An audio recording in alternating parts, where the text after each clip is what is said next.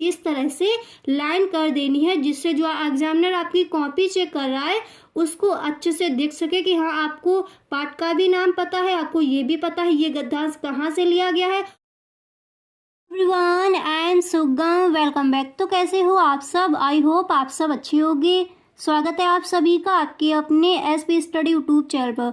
तो गाइस, जैसा कि आपने कहा था आपको हिंदी का पेपर चाहिए, यानी हिंदी के जो भी आपके इम्पोर्टेंट क्वेश्चन है इस बार, जो भी आपके इम्पोर्टेंट क्वेश्चन है जो भी इस बार पूछे जा सकते हैं वो हम आपको बताएं।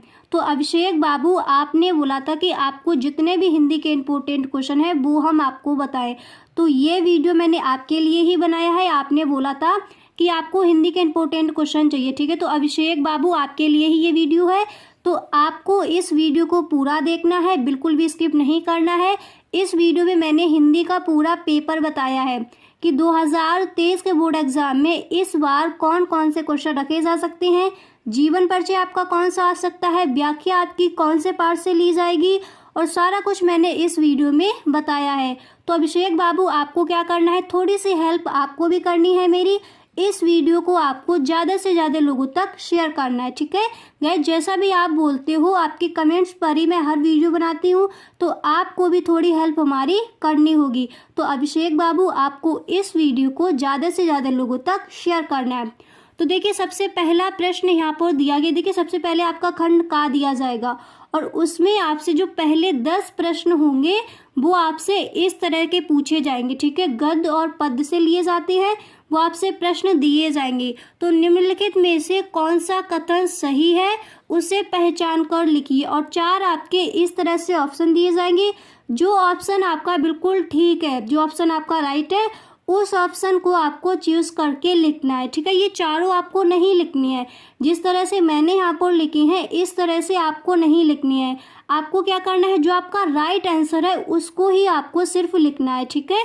आप ब्लैक स्केच की हेल्प से इस तरह से डालोगे, क्वेश्चन नंबर जो आपका दिया गया हो वो आपको डालना है, और फिर जो आपका यहाँ पर जो राइट है वो आपको लिख देना है, ठीक है। आपको प्रश्न भी नहीं लिखना है, और ये 4 इस तरह से आपको नहीं लिखने हैं, क्योंकि इस बार आप बोर्ड का एग्जाम देने जा रही हो, ओके। इस तरह से आपको लिखना है। तो यहाँ पर दिया गया है, निम्नलिखित में से कौन सा कथन सही है उसे पहचान कर लिखिए। तो देखिए, पहला आपका ये दिया गया कि रामचंद्र शुक्ल महान नाटककार के रूप में प्रसिद्ध है। ये वाला आपका गलत है, क्योंकि जो रामचंद्र शुक्ल है वो नाटककार नहीं, आपके निबंधकार के रूप में प्रसिद्ध है, ठीक है। अब देखिए, जो नेक्स्ट आपका दिया गया कि ममता जयशंकर प्रसाद का प्रसिद्ध नाटक है, ये भी आपका रॉन्ग है। और जो आपका ये वाला दिया गया कि भारतीय संस्कृति निबंध के लेखक डॉक्टर राजेंद्र प्रसाद है, ये वाला जो आपका ऑप्शन दिया गया ये आपका बिल्कुल राइट है। तो इसलिए मैंने इसको इस तरह से हाईलाइट कर दिया, ठीक है। तो ये वाला जो आपका ऑप्शन है वो सही है। तो इस तरह से आपसे प्रश्न दिए जाएंगे। मुझे ऐसा लगता है कि 2023 के बोर्ड एग्जाम में आपसे ये वाला जो प्रश्न है वो रखा जा सकता है, ठीक है। तो इसलिए मैंने यहाँ पर ये रखा है। अब देखिए, जो आपका नेक्स्ट प्रश्न है, फिर आपसे इस तरह से पूछा जाएगा कि निम्नलिखित में से किसी एक कृति के लेखक का नाम लिखिए। इस तरह से आपको कृतियां दे दी जाएंगी, और इनमें से जिनके आपको कृति के आपको लेखक का नाम पता है तो उसी कृति के आपको लेखक का नाम लिख देना है, जिसका आपको ठीक ठीक पता हो, ठीक है। तो यहाँ पर देखिए, मैंने इनका लिख दिया है, चिंतामणि आचार्य रामचंद्र शुक्ल। आपको सारे नहीं लिखनी है, जो आपको पता है वही आपको लिखना है, ठीक है। आपको एकदम कॉपी भरनी नहीं है, बहुत अच्छे राइटिंग में भी लिखना है, और आपको जो चीज़ आपकी सही है वही आपको लिखना है। प्रश्न भी नहीं लिखना है, प्रश्न नंबर डालना है इस तरह से कि प्रश्नोत्तर नंबर ये है, फिर उसका आपको नीचे आंसर लिख देना है ब्लू पेन की हेल्प से, ठीक है। अब देखिए, जो आपका नेक्स्ट प्रश्न है वो मैंने यहाँ पर लिया है कि छायावाद युग की 2 विशेषताएं लिखिए, ओके। तो देखो, आप इस तरह से लिखोगे, ये नहीं लिखना है, ओके।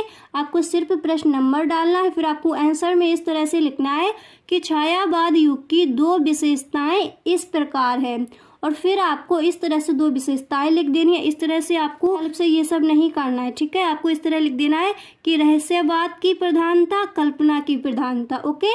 इस तरह से आप लिख दोगे। फिर देखिए, जो आपका नेक्स्ट प्रश्न है वो इस बार रखा जा सकता है, पल्लव और झांसी की रानी के रचनाकार का नाम लिखिए, ठीक है। तो आप इस तरह से लिखोगे। आपको प्रश्नोत्तर लिखना नहीं है, आपको प्रश्नोत्तर संख्या आप डाल दोगे ये वाली, और फिर आंसर में आप इस तरह से लिखोगे। पहले पल्लव लिख दोगे, फिर आप इस तरह से करोगे, फिर आप लेखक लिखोगे, फिर लेखक का नाम लिख दोगे कि सुमित्रा नंदन पंत। ठीक है, जो पल्लव है इसके रचनाकार कौन है? सुमित्रा नंदन पंत। अब देखिए जो नेक्स्ट है कि झांसी की रानी के रचनाकार कौन है? तो झांसी की रानी के रचनाकार कौन है? सुभद्रा कुमारी चौहान। सुभद्रा कुमारी चौहान, झांसी की रानी जो कविता दी गई है वो इन्होंने ही लिखी है। ठीक है, फिर देखिए जो आपका नेक्स्ट प्रश्न है वो यहाँ पर मैंने रखा है कि केदारनाथ सिंह की किसी एक काव्य कृति का नाम लिखो। तो केदारनाथ जी की एक काव्य कृति मैंने यहाँ पर लिख दी है, जमीन पक रही है। ये किसकी कृति है? केदारनाथ सिंह की। ठीक है, यहाँ पर प्रश्न में पूछा गया था कि केदारनाथ सिंह की किसी एक काव्य कृति का नाम लिखो, तो वो मैंने आपको बता दिया, जमीन पक रही है। ओके, अब देखिए इसके बाद आपकी जो आएंगी वो आएगी आपको व्याख्या करने के लिए आएगी। ओके, व्याख्या करने के लिए आपको दी जाएगी, देखिए पद्य से भी दी जाएगी और फिर गद्य से भी दी जाएगी। तो देखिए गद्य से मित्रता वाले नामक पाठ से लिया गया है। ठीक है, मित्रता जो आपका पाठ दिया गया है उस पाठ से ये आपका गद्यांश लिया गया है। तो मुझे ऐसा लगता है जो मित्रता वाला आपका पाठ है उसी से इस बार आपकी जो व्याख्या है वो करने को आ सकती है। आपको और भी पार्ट देख लेने हैं अपने। ठीक है, ये नहीं मैंने बता दिया तो आपने एक ही कर लिया, आपको और भी देख लेने, क्योंकि अगर इस बार आप 90+ स्कोर करना चाहते हो तो तैयारी भी आपको एकदम सही ढंग से करनी है अपनी। ठीक है, तो देखिए यहाँ से ये पूछी जा सकती है कि कुसंग का ज्वर सबसे भयानक होता है, यह केवल और सद्वृद्धि का ही नाश नहीं करता बल्कि बुद्धि का भी क्षय करता है। मतलब जहां तक रेखा खींची गई हो आपकी, रेखांकित अंश की ही आपको व्याख्या करने को आती है। तो देखिए यहाँ पर मैंने इतनी रेखा कर दी है। ठीक है, इतनी खींच दी है लाइन, और अगर आपसे यहाँ से इतनी खींच दे कि दिन दिन अवनति के गड्ढे इस तरह से यहाँ से यहाँ तक खींच दे जाएगी, तो आपको क्या करना है, यहाँ से लेकर यहाँ तक ही आपको व्याख्या करनी है। ठीक है, पूरी की व्याख्या आपको नहीं कर देनी है। ओके, तो देखो मैंने यहाँ से यहाँ तक लाइन खींची, तो यहाँ से यहाँ तक मैंने ये व्याख्या कर आपको दिखाई है। और फिर इस तरह से आपसे प्रश्न पूछे जाएंगे कि उपर्युक्त गद्यांश का संदर्भ लिखिए। आपसे एक गद्यांश दे दिया जाएगा, किसी भी चैप्टर से ले सकते हैं वो लोग। ठीक है, और फिर आपसे कहा जाएगा उसका संदर्भ लिखने को। तो संदर्भ आप इस तरह से लिखोगे। देखो संदर्भ मैंने यहाँ पर आपके लिए लिख कर रखा है। किसी भी चैप्टर का आपका लिया जाए, आपको उसी चैप्टर का नाम रख देना है, और जो उसके रचनाकार है, जो उसके लेखक है, वो आपको लेखक उनके लिख देनी है इस तरह से। तो संदर्भ देखे ये वाले पार्ट से लिया गया है, तो मैंने इसका ही संदर्भ लिखा। आपको संदर्भ इस तरह से लिखना है कि प्रस्तुत गद्यांश हमारी पाठ्य पुस्तक हिंदी। ओके, प्रस्तुत गद्यांश हमारी पाठ्य पुस्तक हिंदी के मित्रता नामक। तो आपको जब आप पाठ का नाम लिखोगे, जो आपका चैप्टर है उसका जब आप नाम लिखोगे, तो फिर आपको उसके नीचे एक लाइन कर देनी है इस तरह से। ठीक है, ब्लैक स्केच की हेल्प से, या फिर आप ब्लैक पेन से भी कर सकते हो, या फिर इसको आप ब्लैक पेन से ही लिख सकते हो। ठीक है, इस तरह से आप लिखोगे, मित्रता नामक पाठ से लिया गया है, इसके लेखक आचार्य रामचंद्र शुक्ल जी हैं। तो जब आप लेखक लिखोगे तो वहां पर आपको लेखक जिसका नाम लिख रहे हो उसके नीचे आपको इस तरह से लाइन कर देनी है, जिससे जो एग्जामिनर आपकी कॉपी चेक कर रहा है उसको अच्छे से देख सके कि हाँ आपको पाठ का भी नाम पता है, आपको ये भी पता है ये गद्यांश कहाँ से लिया गया है, और बिल्कुल सही ढंग से आपने संदर्भ लिखा है, तो वो आपको फुल मार्क्स ही देकर जाए। इस तरह से आपको अपनी कॉपी वहाँ पर प्रदर्शित करनी होगी। फिर देखिए नेक्स्ट जो प्रश्न है, प्रश्न देखिए दिया गया है कि रेखांकित अंश की व्याख्या कीजिए। फिर इसकी आपको व्याख्या करनी, तो मैंने इसकी आपको व्याख्या करके दिखाई है। इस तरह से आप व्याख्या कर दोगे, जैसे आपका गद्यांश दिया गया है आपको उसी की व्याख्या करनी। मैंने यहाँ पर ये लिख दी है, तो ये नहीं आप यही व्याख्या उठाकर वहां रख दो, ऐसा आपको नहीं करना है। जो आपका गद्यांश दिया गया है उसी की व्याख्या आप करके आओगे, और उसी के हिसाब से आपको संदर्भ भी लिखना है। ठीक है, अब देखिए मैंने इसकी व्याख्या इस तरह से की है कि इस गद्यांश में बताया गया है कि मनुष्य पर संगति का बहुत असर होता है। अगर वह कुसंग में रहता है तो उसकी बुद्धि और आचरण का क्षय होता है। यदि वह सुसंगत में रहता है तो उसका चरित्र का निर्माण होता है उसके चरित्र का निर्माण होता है और वह लगातार प्रगति के मार्ग पर आगे बढ़ता रहता है। इस तरह से मैंने इसकी व्याख्या की। फिर देखिए जो आपका नेक्स्ट प्रश्न है, प्रश्न यहाँ पर देखिए दिया गया कि कुसंग का क्या प्रभाव होता है। अब ये आपका प्रश्न दिया गया, मान लीजिए आपके कोई अलग चैप्टर से अगर आपकी परिभाषा आपका गद्यांश रख दिया गया तो फिर उससे आपका प्रश्न उठाया जाएगा। जैसे ये पैराग्राफ दिया गया तो इसी से प्रश्न उठाया गया कि कुसंग का क्या प्रभाव होता है। अगर किसी और चैप्टर से आपका गद्यांश रखा गया है उसी से आपसे इस तरह से प्रश्न पूछ लिया जाएगा। फिर आपको इस गद्यांश में से ढूंढना होगा कि इसका उत्तर क्या हो जाएगा। तो कुसंग का क्या प्रभाव होता है, देखिए इसका आंसर क्या हो जाएगा। जो आपका गद्यांश दिया गया है उसी में आपको ये आंसर मिल जाएगा। तो इसका आंसर हो जाएगा कि कुसंग का जड़ सबसे भयानक होता है। यह केवल सद्वृद्धि का ही नाश नहीं करता बल्कि बुद्धि का भी क्षय करता है। क्षय यानी हानि करता है। ठीक है, इस तरह से आपको व्याख्या करनी है, इस तरह से आपको संदर्भ लिखना है। समझ आ गया। फिर देखिए जो आपका नेक्स्ट प्रश्न दिया जाएगा वो मैंने यहाँ पर रखा है कि निम्नलिखित पदांशों में से किसी एक के संदर्भ सहित व्याख्या कीजिए और उसका काव्यगत सौंदर्य स्पष्ट कीजिए। ओके, इस तरह से आपको प्रश्न दिया जाएगा, यानी एक आपको गद्य में दी जाएगी और एक आपको पद्य में दी जाएगी। तो पद्य में आपको काव्यगत सौंदर्य भी साथ में लिखना है। तो इस बार आपको कौन से चैप्टर से इस बार व्याख्या पूछी जा सकती है वो मैंने देखिए आगे यहाँ पर आपके लिए लिख कर रखी है। तो देखिए जो आपका ये वाला चैप्टर है यानी ये वाला पद्यांश आपसे इस बार पूछा जा सकता है कि मेरी बब्बादा हरो राधा नागर सोई जातन की झाई पर श्याम हरित दुत होई। तो ये जो आपकी 4 लाइनें दी गई हैं ये इस बार पूछी जा सकती हैं। आपको और चैप्टर भी देख लेने हैं अपने, ठीक है, जो इस बार के लिए इम्पोर्टेंट है। ओके, अब देखिए जो आपका नेक्स्ट प्रश्न है वो आपसे यहाँ पर पूछा जाएगा निम्नलिखित लेखकों में से किसी एक लेखक का जीवन परिचय दीजिए एवं उसकी एक रचना का नाम लिखिए। तो जो 2023 के बोर्ड एग्जाम में जो आपके इम्पोर्टेंट है जीवन परिचय यानी कौन कौन से आ सकते हैं, तो देखिए आपको आचार्य रामचंद्र शुक्ल जी का और रामधारी सिंह दिनकर भगवत सरह उपाध्याय, ये 3 आपको अच्छे से याद कर लेने हैं। इस बार ये इन्हीं में से आएंगे आपके जीवन परिचय। ठीक है, ये 3 दिए गए हैं, इन्हीं को आपको याद कर लेना। इन 3 में आपका एक फंस जाएगा। ओके, फिर देखिए जो मैंने यहाँ पर आपका जो आचार्य रामचंद्र शुक्ल जी हैं इनका मैंने जीवन परिचय आपको लिखकर बताया है। ठीक है, ये 3 आप अच्छे से याद कर लीजिए, एक इन्हीं में से आपका फंस जाएगा। तो देखिए जो आचार्य रामचंद्र शुक्ल जी हैं उनका मैंने जीवन परिचय यहाँ पर लिखा है। तो जीवन परिचय आपको किस तरह से लिखना है वो हम पहले बता दें।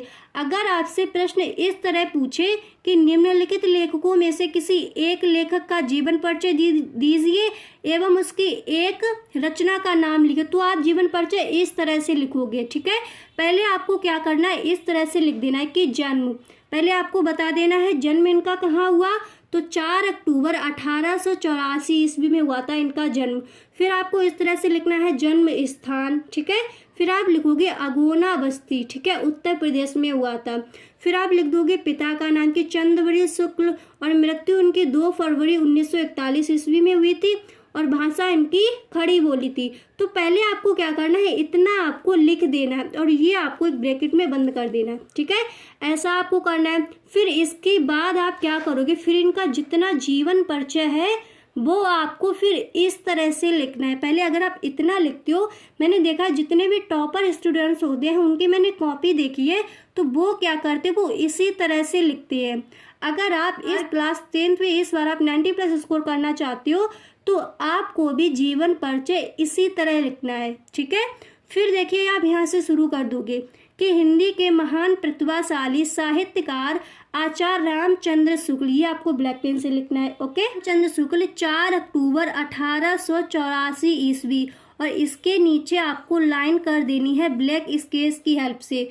जो आपका साफ साफ दिखे, आपको सही ढंग से उनकी पता है डेट, हाँ इसी को इनका जन्म हुआ था, तभी आपको लाइन करनी है। ओके, आपको अच्छे से जीवन परिचय याद करके जाने। कई बच्चे क्या करते हैं, किसी और का जीवन परिचय और किसी और की डेट ऑफ बर्थ लिखकर चले आते हैं, तो आपको ऐसा बिल्कुल भी नहीं करना। एकदम सही ढंग से सारे जीवन परिचय आपको याद होने चाहिए। तो देखिए इस तरह से आपको लिखना है कि हिंदी के महान प्रतिभाशाली साहित्यकार आचार्य रामचंद्र शुक्ल 4 अक्टूबर 1884 ईस्वी को बस्ती जिले के अगोना नामक ग्राम, ठीक है, अगोना यहाँ पर ये दिया गया है, इस पर आपको लाइन कर देनी है।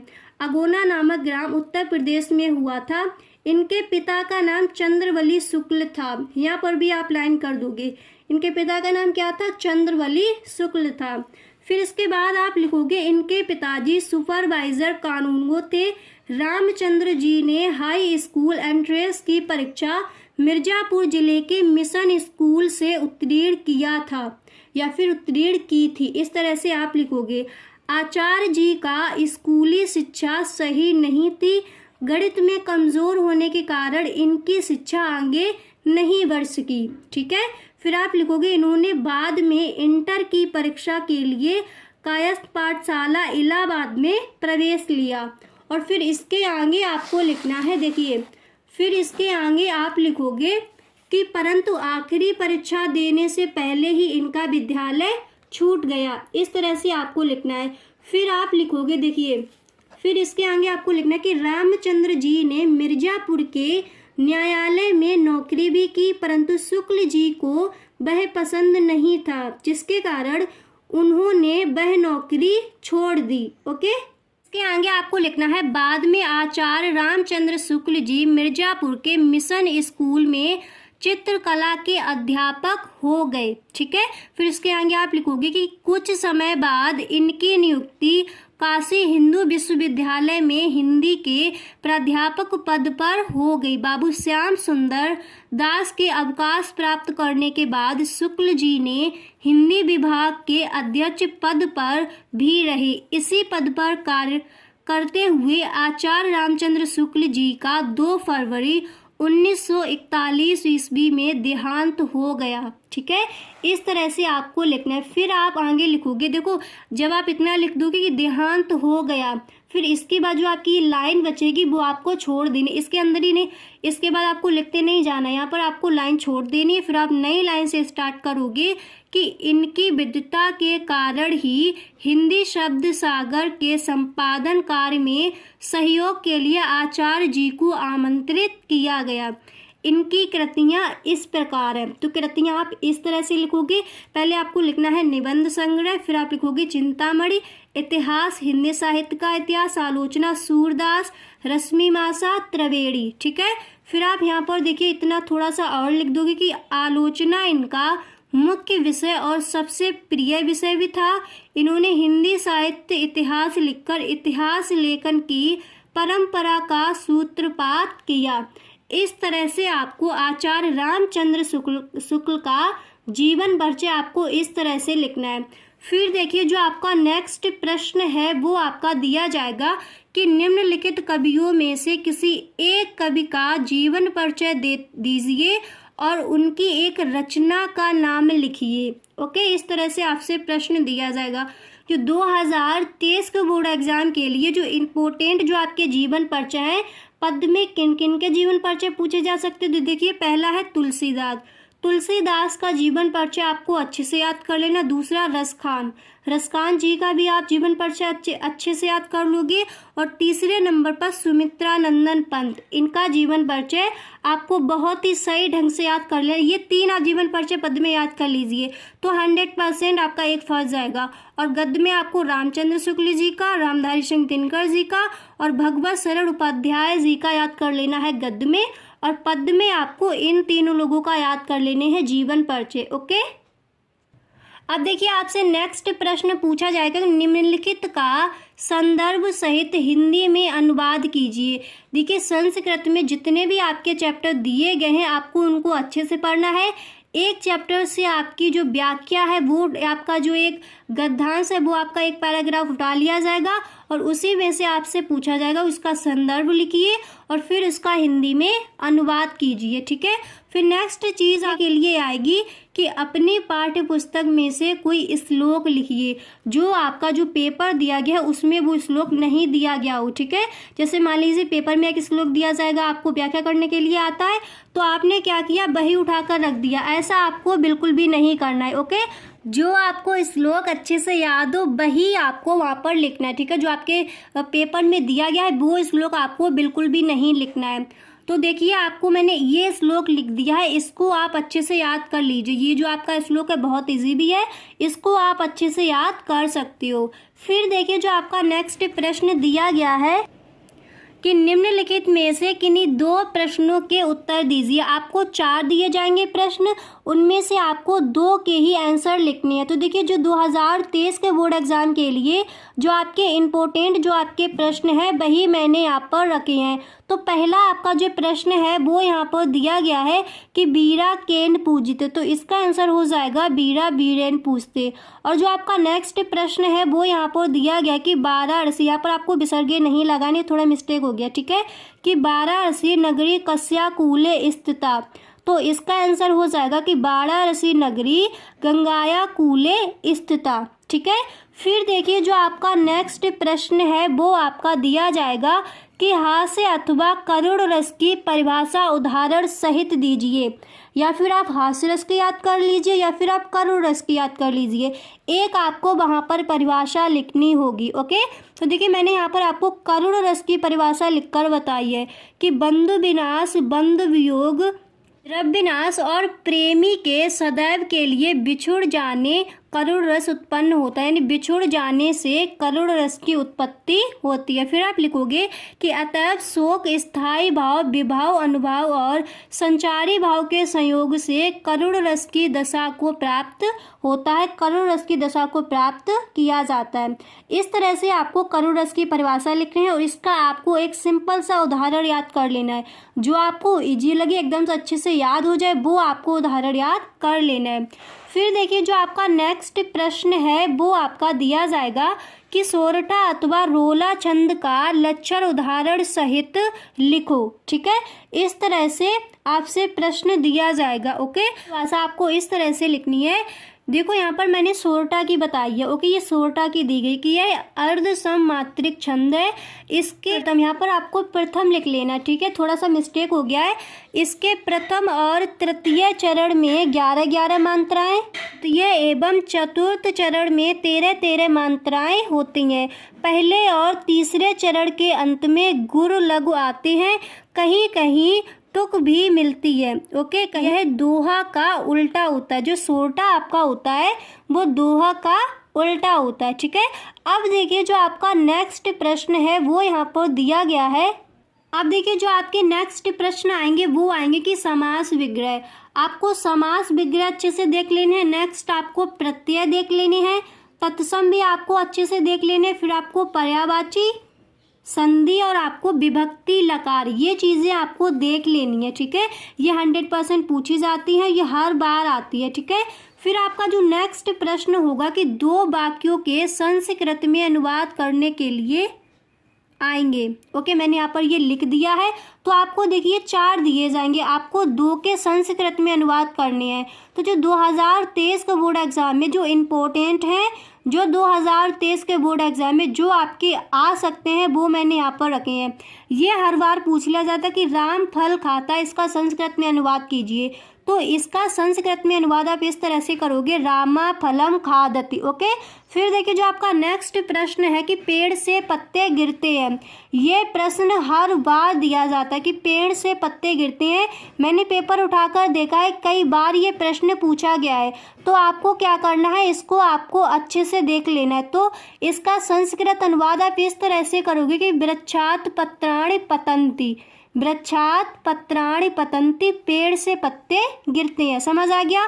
फिर देखिए, जो आपका नेक्स्ट प्रश्न है वो आपका आएगा कि निम्नलिखित में से किसी एक विषय पर निबंध लिखिए। तो जो 2023 के बोर्ड एग्जाम में जो आपके निबंध आ सकते हैं, जो आपके इम्पोर्टेंट है, वही मैंने यहाँ पर रखे हैं। तो पहला जो आपका निबंध है कि पर्यावरण संरक्षण, ठीक है, ये आपको याद कर लेना है। दूसरा आपको विद्यार्थी और अनुशासन याद कर लेना है। तीसरा आपको राष्ट्रीय एकता याद कर लेना है। चौथा आपको स्वच्छ भारत स्वस्थ भारत आपको याद कर लेना है। इसका आपको अच्छे से निबंध इनके आपको याद कर लेना है। गाइस, अगर आपको जितने प्रश्न मैंने यहाँ पर छोड़ दिए हैं उनके आपको आंसर नहीं दिए हैं, प्रश्न मतलब मैंने पूरे बताए हैं जो भी आपका आएगा, और कुछ के मैंने आंसर नहीं दिए, तो आपको क्या करना है, कमेंट बॉक्स में हमें बताना है कि इसका आंसर हमें नहीं मिल रहा है, तो आप हमें कमेंट बॉक्स में बताएं। नेक्स्ट डे आपको वीडियो मिल जाएगा, ठीक है। अब देखिए, जो आपका नेक्स्ट प्रश्न है वो यहाँ पर दिया जाएगा कि अपने खंड काव्य के आधार पर निम्नलिखित प्रश्नों में से किसी एक का उत्तर दीजिए। तो आपको क्या करना है, जो ये वाला आपका प्रश्न दिया जाएगा वही आपको करना है। करमवीर भरत खंड काव्य के आधार पर प्रमुख पात्र का चरित्र चित्रण कीजिए, या फिर आप इसको कर दो, यानी ये दोनों आपको करने होंगे, ठीक है। कई आपको दिए जाएंगे, आपको ये वाला चूज करना है और इनका ही आपको आंसर लिख देना है, ठीक है। जो करमवीर भरत है ये उनका आपको क्या करना है, खंड काव्य के आधार पर प्रमुख पात्र का चरित्र चित्रण करना है। नेक्स्ट आपको दे दिया जाएगा कि करमवीर भरत खंड काव्य के पंचम वर्ग, ठीक है, पंचम वर्ग सर्ग का कथानक लिखिए, ठीक है। इस तरह से आपसे प्रश्न दिया जाएगा, तो इसका आपको बहुत ही सही ढंग से कर देना है। गाइस, अगर आप अपनी तैयारी बिल्कुल सही ढंग से कर रहे हो हिंदी के पेपर में, तो 100% आप 90+ स्कोर कर जाओगे। तो जितना भी मैंने बताया है वो आपको बहुत अच्छे से करना है, और कहीं पर भी आपको कुछ भी दिक्कत आ रही है तो please tell me in the comment box में आप हमें ज़रूर बताएं। तो गाइस, आज के लिए बस इतना ही, मिलते हैं नेक्स्ट वीडियो में। आई होप आपको वीडियो पसंद आया होगा। तो अभिषेक बाबू, अगर आपको वीडियो पसंद आया हो तो वीडियो को अपने दोस्तों में शेयर ज़रूर करें। आपने बोला था आपको हिंदी के जो भी इंपॉर्टेंट क्वेश्चन है वो आपको चाहिए, तो मैंने पूरा पेपर एक तरह से आपको बता दिया है। इस तरह का आपका पेपर आएगा और इस तरह से आपको अपनी तैयारी करनी है, ठीक है। तो अगर आपको वीडियो अच्छा लगा हो तो दोस्तों में शेयर ज़रूर करें। Thanks for watching.